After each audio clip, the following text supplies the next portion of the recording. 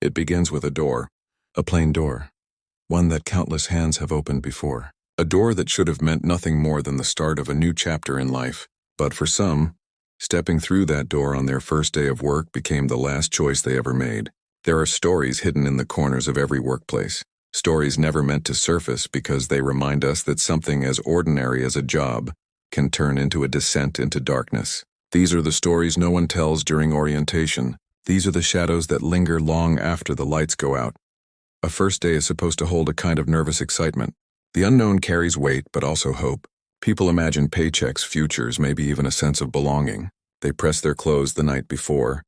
They rehearse their introductions in silence. They promise themselves that this time things will be different, that this place will welcome them. But what if a first day is not a beginning at all, but an ending? What if the moment someone signs their name on a contract, fate has already signed something else for them? Across towns and cities, across factories and motels and hospitals, there are stories that have never faded from the people who lived through them. A young woman who never made it home from her first night shift. A man whose laughter on his first break was the last sound his coworkers ever heard before silence swallowed the room. A student who took a summer job only to find that the building itself seemed alive, watching, listening, waiting for him. These accounts are not filed neatly away in records. They are whispered in parking lots, exchanged in bars, muttered between clenched teeth when someone asks, "Do you remember what happened that year?" Every beginning holds within it the possibility of loss. And the cruelest losses are those that feel preventable. A new worker standing in the wrong place at the wrong time when the machine sparks. A faint cry ignored down the hallway because everyone assumes it must be nerves. A name called over the intercom that no one answers. These moments are small, almost unremarkable in their detail, but together they form a pattern too unsettling to dismiss. What makes these stories linger is not simply the horror of the event itself, but the contrast. A life that should have stretched forward is cut short just as it begins. A family that celebrates a new opportunity finds themselves preparing for a funeral instead. A place that promised stability becomes haunted by memory, drenched in fear. The walls remember. The halls remember. And those who remain feel it every time they walk through the same doors, wondering if the building itself knows more than it will ever reveal. There is an old saying, every place has a first death. A moment when a location shifts, when the ground itself begins to carry the weight of tragedy. The stories of first-day horrors seem to confirm this idea. They suggest that once something goes wrong, it never leaves. The air becomes heavy. The silence becomes sharper. People look over their shoulders more often. Even those who try to laugh it off cannot shake the image of a coworker who never came back from lunch, or the echo of a scream that no one ever explained. Imagine the feeling, stepping into a room full of strangers, trying to learn their faces, trying to impress, trying to belong. And yet from the very first moment something feels off. The lights buzz a little too loudly. The floor creaks even when no one moves. Papers shuffle in an empty office. The clock ticks unevenly as though time itself resists what is about to happen. And you tell yourself it is only nerves. You tell yourself everyone feels like this their first day. But sometimes that unease is not nerves. Sometimes it is warning. The cruelest part is that no one realizes the importance of these small details until after the fact. The glance that lasted too long. The coworker who avoided eye contact. The door left unlocked. These are only remembered once the story has ended. Once the ending has become too horrifying to erase. And then people cling to these fragments, replaying them, reshaping them, trying to understand if the ending could have been avoided. But the truth is that most endings arrive without explanation. They arrive quietly, patiently, and when they strike, they leave only questions behind. There are places still operating today where people whisper of what happened to the last new hire. They say the building is cursed. They say the management covered it up. They say the dead linger in the machinery, in the walls, in the corners of the break rooms. And even if no one admits it aloud, every person who clocks in feels it, the weight of the stories that came before. The knowledge that someone else's first day became their last. And so the question lingers. What if your first day at work is not the start of a career, but the last chapter of your life? What if the place you are supposed to trust is the place that swallows you whole? How would you know? Would you sense it in the silence of the hallway? Would you hear it in the strange hum of the machines? Or would it wait for you in the shadows, patient and unblinking, as you take that first step across the threshold? Because in the end, the most ordinary days often hide the most extraordinary terrors. And a first day full of hope and possibility may be the moment fate decides you are not meant to see another. The year was not remarkable. It was not the kind of year that would be studied in schools or remembered for triumph. It was simply another year in a long stretch of years marked by weather, by labor, by routine. Yet in this ordinary time, in a place that many have already forgotten, a story began that would never leave those who lived through it.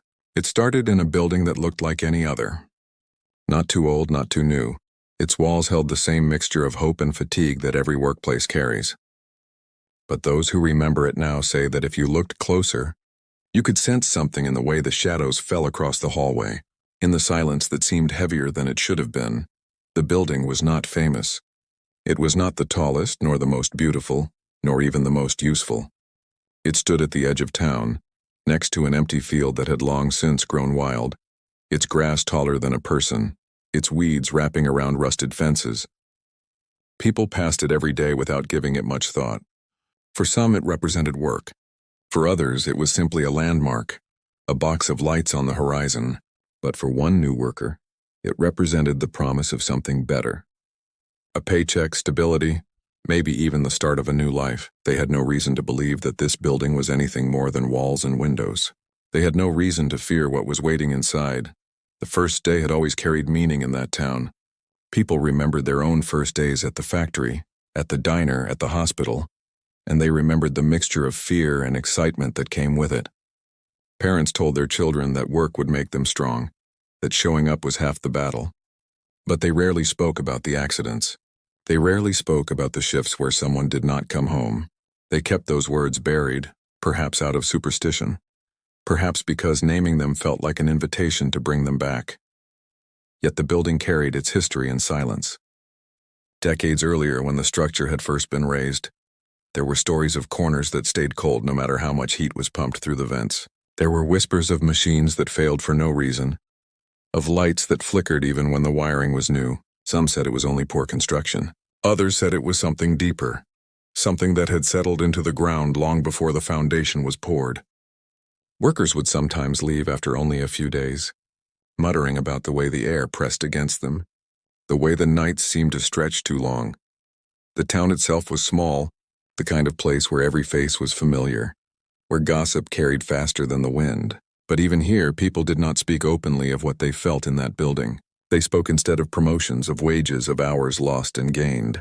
Yet beneath it all, there was an unspoken understanding that the place demanded more than it gave.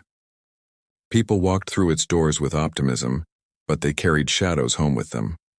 The new hire, like so many before, was told stories of success. They were told that this job would mean something. They were told that this building would offer stability, that the community would welcome them. They listened, they believed, because they wanted to believe.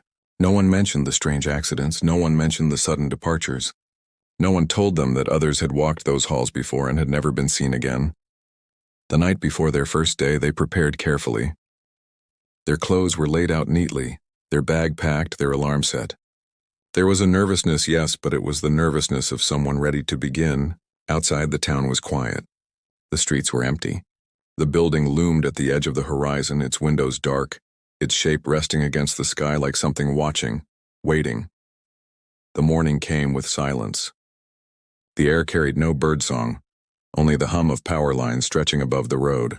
The new worker walked toward the building, unaware that others watched from behind curtains, their eyes following, their lips pressed tightly together. Some wanted to call out to warn them, but warnings are dangerous. To speak too loudly of what the building carried was to risk stirring it awake, and so they said nothing. The moment the new worker stepped through the doors, the building swallowed them whole. The air was different inside, heavier somehow, pressing against the lungs. The hallways stretched longer than they should have, the ceilings seemed too low. Every sound echoed as though the walls themselves were listening. The worker smiled politely at strangers, shook hands, nodded at instructions. They did everything right. They were eager, attentive, careful, but still, something felt wrong. The supervisors spoke in clipped tones, their eyes glancing toward the corners as though something might be there. The other workers avoided meeting the newcomer's gaze for too long. It was not unkindness. It was something else, something that came from knowledge of what had happened before. knowledge of what might happen again. In that moment, the worker felt a flicker of unease, though they buried it quickly. They told themselves it was nerves, told themselves it was the natural discomfort of starting something new. But somewhere deeper, in the part of the mind that understands more than words, they felt something stir, a whisper without sound, a presence without form. The history of that building was not written in books. It was carried in the way people walked faster in its halls. It was carried in the way they avoided the back stairwell, in the way no one lingered after the shift ended. And now it was carried into the first day of someone who believed they were simply beginning a job. It is only in looking back that the context becomes clear, that the building had been marked long before, that its history was not neutral, that what happened on that first day was not an accident but part of a pattern stretching farther than anyone cared to admit. And so the stage was set, a new worker, a familiar building, a town that already knew more than it would ever confess. The first day followed a familiar rhythm at first. The worker arrived on time, signed their name on the sheet, and was given a quick tour of the building. Everything appeared ordinary, almost painfully so. A manager pointed out the break room, the stairwell, the storage areas. A few coworkers nodded in acknowledgement but quickly turned back to their tasks. It was the kind of introduction that might happen in any workplace. Nothing unusual. Nothing dangerous. At least not at first. Yet from the moment the tour began, there were details that did not align. Small things, easy to dismiss but unsettling when collected together. The manager spoke quickly, almost rehearsed, his eyes darting past certain doors without comment. The stairwell was mentioned but not entered. A hallway was walked down but never lingered in. And in every room, there was an unspoken sense that the group was not entirely alone. The worker could not explain it, but their skin prickled with the sensation of being watched. The break room carried its own strangeness. It was brightly lit, almost too bright, the buzzing of fluorescent lights filling the air like a swarm. A stack of untouched chairs lined the corner, each one coated in a fine layer of dust as though no one had sat there in years. The refrigerator hummed too loudly, its door sealed with rusted hinges, and on the wall was a corkboard covered in old notes, some yellowed with age, some pinned over others, as though no one wanted to remove what had come before. The worker glanced at them, catching words like incident and check wiring and do not enter. Before they could ask, the manager had already moved on. As the hours passed, the new worker tried to settle in. They followed instructions, kept their head down, tried to ignore the unease that crept in. But the building refused to be ignored. Doors closed on their own, softly, without the rush of wind. The elevator stalled between floors for no reason, leaving a silence so heavy it pressed against the chest. At one point, walking alone down a hallway, the worker heard footsteps behind them. They turned quickly, but the corridor was empty. The sound did not return, but the memory of it stayed. Co-workers offered little comfort.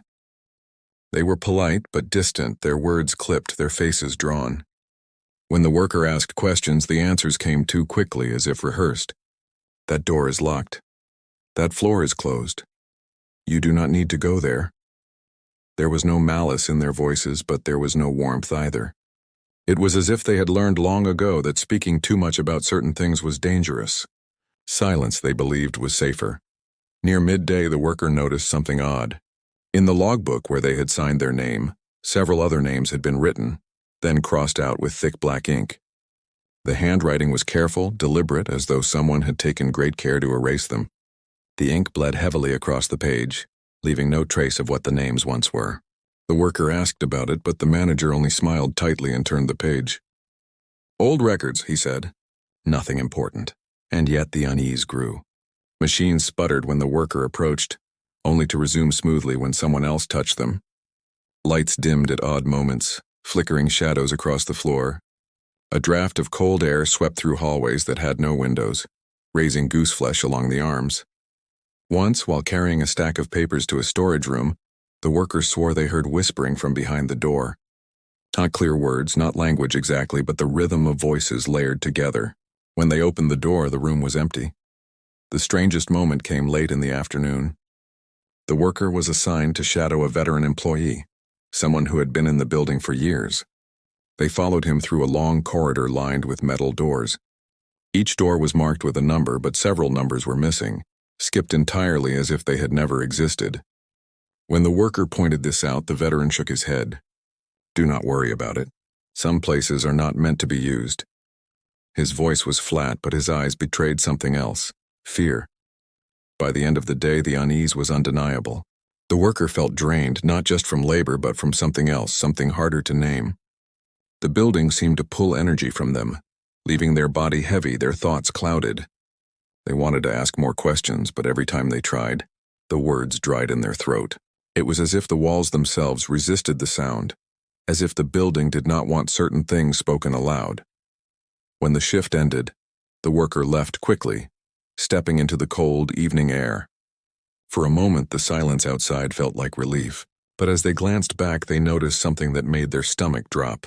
In one of the upper windows, a shadow stood perfectly still, watching. It was not the shape of any coworker they recognized. It was too tall, too narrow, and too still. They blinked, and it was gone. That night, lying in bed, the worker tried to convince themselves it was nerves, that every strange detail had an explanation, that tomorrow would feel better. But even as they closed their eyes, they could still hear the faint echo of footsteps in the hallway, and the low hum of voices from behind locked doors. The first day was over, but the mystery of the building had only begun to unfold. The second day should have erased the unease of the first. That is how it normally works. Familiarity replaces nerves, repetition builds comfort, and soon the strangeness of a new place fades into background noise. But in this building, unease did not fade. It deepened. The longer the worker stayed, the more the details seemed to shift, like fragments of a puzzle that refused to lock together. And when they began to notice the inconsistencies in what was said and what was recorded, the mystery sharpened into something impossible to ignore. It began with the incident reports. In the storage room behind the office, there was a locked cabinet, its metal frame scratched as if many hands had forced it open before. The manager had left the room briefly, and in that moment of silence, the worker noticed the drawer slightly ajar. Inside, stacks of paper sat yellowing with age, edges curled, ink faded. At first, the reports looked like standard workplace documents: accidents with equipment, slips on wet floors, errors in procedure. But when the worker glanced closer, the details did not align. Dates overlapped with no explanation. Names appeared once, then vanished from all future records. The language was vague, always careful to avoid describing what had actually happened. Phrases repeated too often, as though copied from one report to the next. Unforeseen event, unaccountable, circumstances, failure to comply. Each one felt less like an explanation and more like an attempt to erase the truth. The worker folded one page into their pocket before the manager returned. Later, in the quiet of their apartment, they read it in full. It described a young man, barely out of school, who had disappeared on his very first day. The report stated he had left mid-shift without notice, but a witness note scribbled in the margin told another story. He did not leave. He was taken from the stairwell. Do not write this down. The handwriting was shaky, the ink pressed deep into the paper as though carved in desperation. From that moment, the worker's perspective shifted.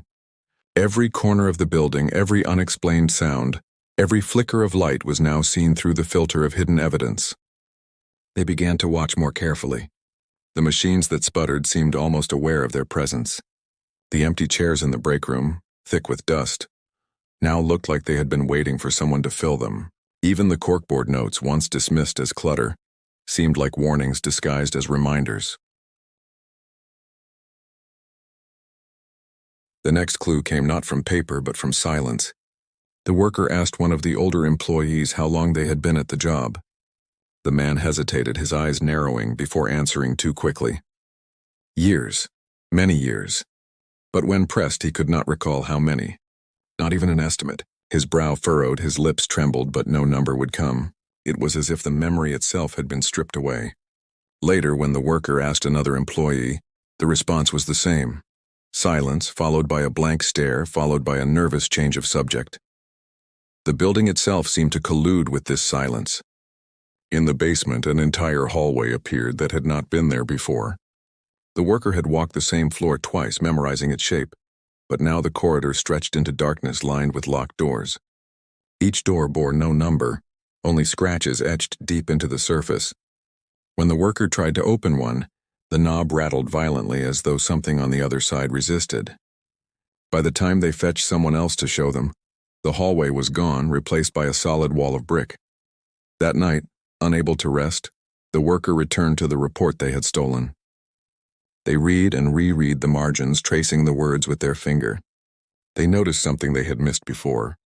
The handwriting matched another note pinned to the corkboard in the break room. The same jagged edges, the same heavy ink. It was not an accident. Someone had been trying to warn new hires for years, leaving fragments scattered through the building, but no one spoke of it. No one acknowledged it. The contradictions grew more unbearable with each passing day. The logbook, where new employees signed in, now bore names that changed when the worker looked away. Once they swore they saw their own name vanish from the page, only to return seconds later, written in a different hand. The time clocks ticked irregularly, recording shifts that lasted hours longer than reality. On one occasion, when the worker checked their time card, it showed they had been inside the building for 3 days straight, though they knew they had left the night before. And then came the sound. It was not the hum of machines or the shuffle of footsteps, but something lower, deeper, a vibration that seemed to pulse through the walls, through the floor, through the very air itself. It grew louder the closer the worker came to the stairwell, until standing there felt unbearable. One coworker noticed the worker's discomfort and muttered softly, "It is better if you do not listen." But when pressed, they said no more. Their lips clamped shut, their eyes darting nervously to the ceiling as though the building itself were listening. The worker began to write everything down. Each inconsistency, each whisper, each missing detail. They filled a notebook with observations, hoping that by recording the truth they could resist whatever force sought to erase it. But even then the writing shifted.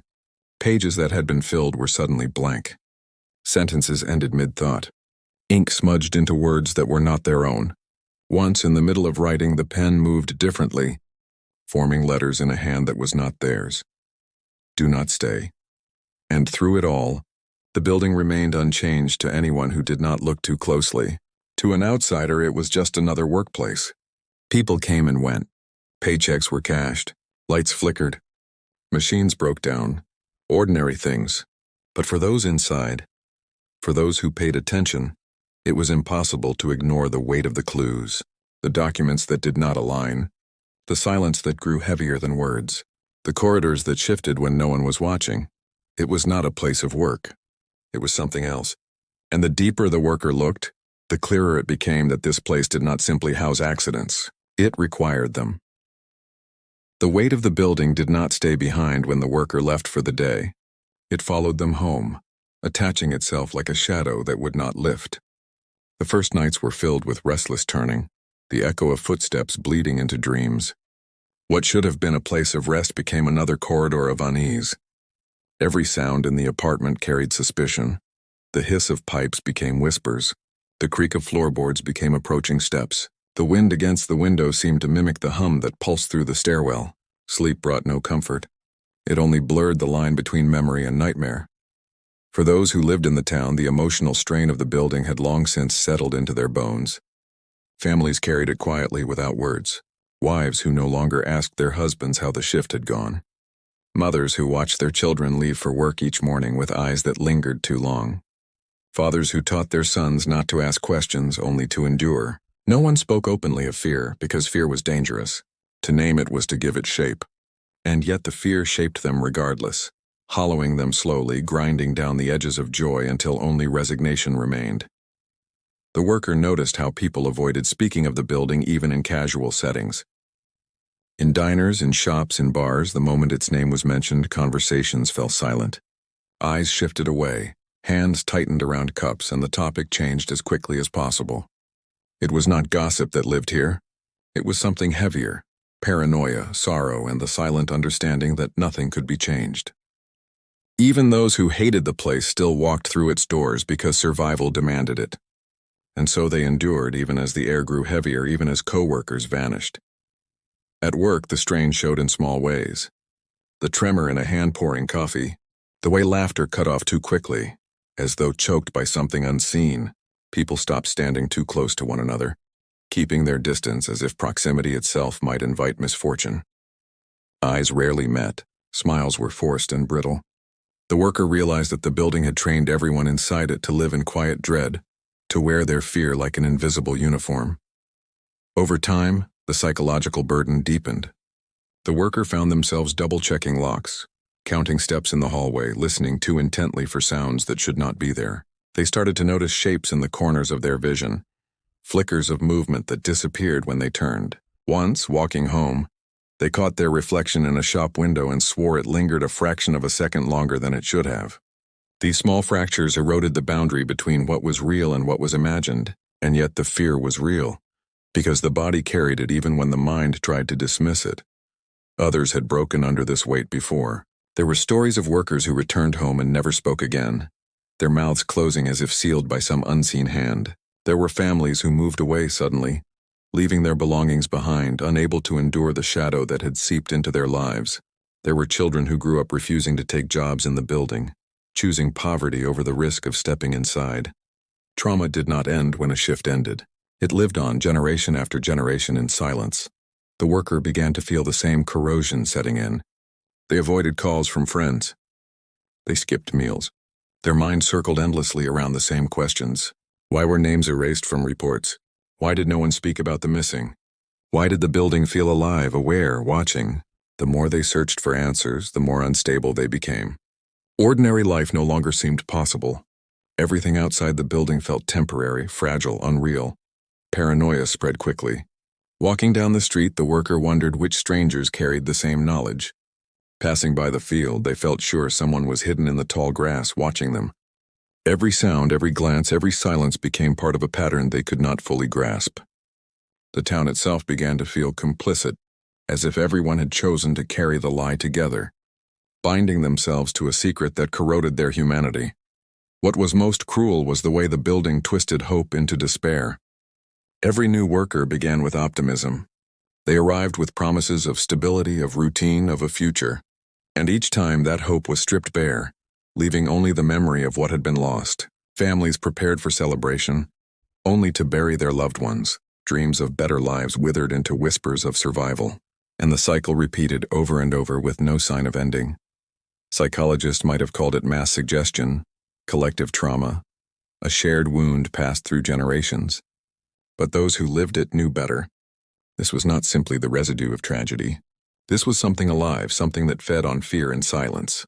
The building thrived on what it took from people, their voices, their peace, their futures. It was not satisfied with accidents. It demanded despair. And despair spread faster than fire. By the time the worker realized this, it was too late. They were already slipping into the same quiet obedience as everyone else. Their questions grew softer. Their voice grew weaker. Each morning they rose with heavier limbs. Each evening they returned with emptier eyes. The building was not just a place of work. It was a place that hollowed people piece by piece, until they could no longer tell where they ended and the silence began. And still, they went back. Because there was no choice. Because no one could afford to leave. Because fear itself had become the rhythm of their lives. And that was the deepest impact of all. Not the screams that echoed through the stairwell. Not the names erased from records. Not even the disappearances. It was the slow erosion of spirit, the steady destruction of will until all that remained was silence.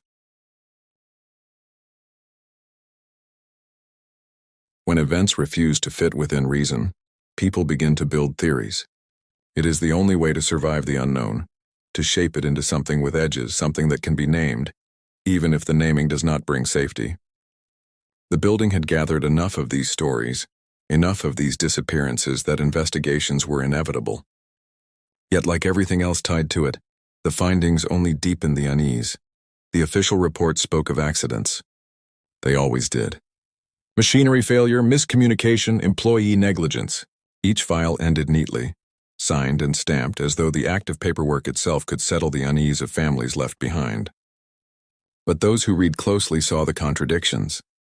The machinery that was blamed had been inspected the day before and passed without issue. The employee accused of carelessness was known to be meticulous, praised for their attention to detail. Even the timelines faltered. Shifts recorded as longer than they could have possibly been. Security footage cut short by static. Whispers spread that the investigations were not designed to reveal truth but to protect something larger, that the building had ties to contracts and industries that depended on silence, that acknowledging the real pattern would have forced its closure. And so the cycle continued. Each tragedy folded into neat paperwork, sealed away, while the weight of it settled heavier on the town. But not all theories were official. Among the workers, explanations grew darker, less tethered to logic. Some believed the building itself was cursed, its foundation poured on ground that had never belonged to the living. They spoke of the field beside it, how long ago it had been used as a burial site, how bones still shifted beneath the soil when the rains came. They said the walls of the building absorbed more than echoes, that every scream, every last breath, became part of its structure. Others believed it was not the dead who lingered, but something older, something that had always been here. They pointed to the flickering lights, the hum that pulsed through the stairwell, the doors that shifted from one day to the next. They said the building was not simply haunted, it was alive, that it fed on those who entered, drawing strength from fear, consuming the new while sparing the old only long enough to keep the cycle intact.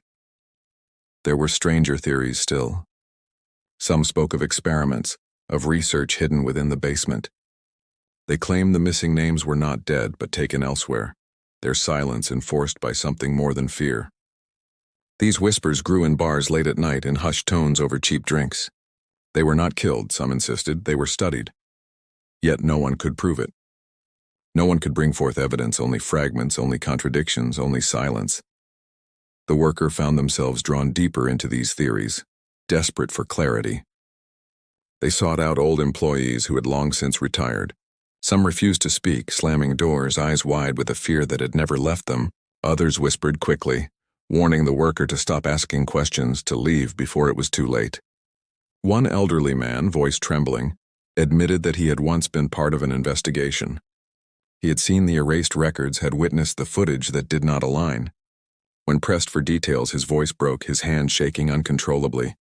He whispered only one sentence before falling silent. "It is not the job that takes them. It is the place." Even local authorities carried their own unease. Police reports were missing pages, statements cut short. Officers admitted off record that they hated being called to the building, that every time they entered, their radios malfunctioned, their watches slowed, and their memories blurred. One investigator swore that during an inspection, he saw his partner walking down a hallway beside him, only to realize his partner had never entered the building at all. He resigned the following week and left town without a word. Theories grew not because they brought comfort, but because they gave shape to something that otherwise defied comprehension. Some families clung to the idea of accidents. It was easier to grieve a mistake than to confront the possibility of something darker. Others believed in curses, in hauntings, because it meant their loved ones had not been careless but chosen by forces beyond their control. And some chose silence because even theories carried danger. To speak too loudly was to draw attention, and attention, they believed, could make the building notice you. The worker collected these theories, writing them alongside their own observations. Their notebook became a patchwork of voices, a desperate attempt to weave fragments into a pattern. Yet the more they wrote, the less stable the pattern became. Explanations contradicted each other. Evidence erased itself. Some nights they opened the notebook only to find new sentences written in their own hand that they had no memory of recording. "Stop looking. You are being watched. It already knows your name." In the end, the theories only served to deepen the mystery. Each one explained something, but none explained everything. The contradictions grew sharper, the silence heavier. Official investigations ended in paperwork that erased more than it revealed. Unofficial theories ended in whispers too dangerous to speak aloud. And the worker, trapped between them, felt the same weight pressing in, the realization that some mysteries are not meant to be solved, only endured. What unsettled most was the sense of inevitability. Whether it was sabotage, curse, or something older, the building did not need agreement. It continued regardless. It swallowed names, erased voices, hollowed lives. Theories became a way for the living to cling to meaning, but the truth remained untouched, unreachable, watching from the shadows of locked doors. And so the question lingered. Was it ever truly investigated, or had every effort been another layer of silence? Were the theories fragments of truth or desperate attempts to survive a story too vast, too cold to be spoken aloud? Every story about the building seemed to end in silence. The silence of reports sealed away, The silence of families who could not ask questions. The silence of workers who carried their dread like a second skin. Yet silence is never truly empty. It holds echoes, it holds memories, it holds the weight of all the words that were never spoken. And when one stands at the threshold of that building, when one feels the air grow heavy before the door is even opened, it is impossible not to wonder what exactly lives inside the silence. The worker learned this truth more deeply than most. They had entered with hope, with plans, with the simple wish for stability. What they found instead was a place that gnawed at the edges of their mind, a place that turned the ordinary into threat, a place that consumed more than bodies. It consumed meaning. By the end of their time there, the worker no longer sought answers. Answers had become impossible. They sought only understanding of why the story persisted, why the unease spread across generations, why every new beginning ended in the same dreadful shape. Perhaps the most haunting reflection came not from the tragedies themselves, but from the realization of how easily they were absorbed into routine. Workers still showed up each day. Families still relied on the pay. The building still stood. Lights flickering, doors locking and unlocking, the hum of its stairwell carrying into the bones of those who listened. Horror had become woven into daily life, disguised as necessity, and that disguise was perhaps the cruelest part of all. There is a question that lingers in the mind long after the stories fade. Why do we continue to step into places that have already swallowed so many before us? Is it because we have no choice? Because survival demands sacrifice? Or because deep down, we cannot bring ourselves to believe that something so ordinary can hold something so merciless? A first day should be a step forward, not a final descent. Yet in these walls, beginnings were endings. The worker left eventually, though leaving is not the right word. They walked out of the building, yes, but the building followed. Its shadow clung to their life, to their thoughts, to their silence. Even years later, when they spoke of it in fragments, their voice faltered. Their eyes drifted to corners of the room as if expecting something to emerge. They never described everything. They could not. Some things resist language, not because they are too complex, but because speaking them aloud feels like permission for them to return. And so the building remains, standing as it always has, indifferent to theories, untouched by grief, immune to truth. People still whisper. People still vanish. Papers are still filed. Life moves forward in the town as though nothing is wrong. Yet beneath the surface, everyone knows that something waits within those walls, something that has no interest in being understood, something that does not fade with time. It is easy to imagine that this story belongs only to that place, only to that community. But listen closely and the unease spreads farther. Every town has a building like this. Every city has a workplace with its own silence, its own stories whispered in corners. Its own first days that became last days. These are not accidents, not entirely. They are reminders of how fragile we are, how easily ordinary life can collapse into nightmare, how quickly hope can be erased by shadows we do not understand. Perhaps that is why these stories stay with us. They remind us that fear does not live only in the woods or in abandoned houses or in the darkness of night. It lives in places we trust, in routines we rely upon, and doors we open without thinking. It lives in the first day of work, in the hum of lights above us, in the silence that grows too heavy to ignore. Fear does not need to hide. It simply waits for us to step across the threshold. The final question is the one that haunts most. If you were offered the job, if you were promised stability, security, the future you have always wanted, would you step through the door knowing what waits inside? Or would you turn away, leaving the building to stand untouched, its windows watching, its silence stretching, its hunger unbroken? Because the building is still there, the lights still flicker, the stairwell still hums, and someone right now is preparing their clothes, setting their alarm, rehearsing their introductions for their first day. They believe they are walking toward a new life. They do not yet know that they may be walking into the end of it. The story does not close here. It never has. It lingers, it spreads, it waits. And perhaps the reason it still unsettles us is not because it happened to someone else, but because it could happen to us. Any door, any first day, any building that seems ordinary until the moment it swallows you whole.